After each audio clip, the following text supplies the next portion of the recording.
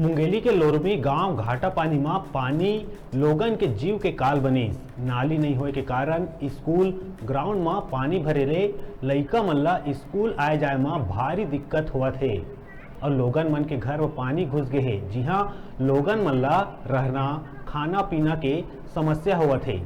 घर में लइकन ला पढ़ाई करे में भी समस्या होवत हे।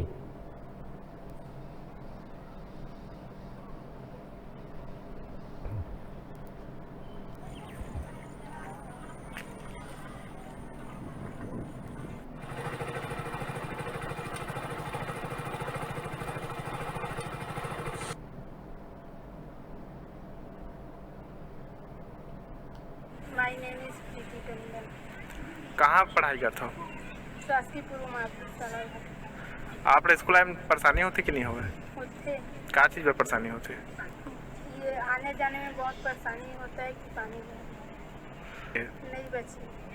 कतक दिन से भरे?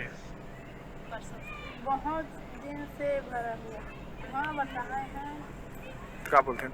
थोड़ा कस के बोलना था। बताओ तो क्या बोलते हैं घर के मन?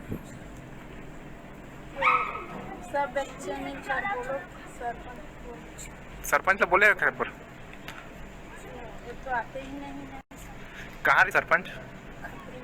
खपरी में भी थे। आप लोग अभी स्कूल आए हैं तो आप लोग कैसे परिस्थितियों का सामना करते हुए यहाँ पहुँचे? रोड से लेकर के यहाँ स्कूल तक पहुँचने में बच्चों को काफ़ी परेशानी हो रही है।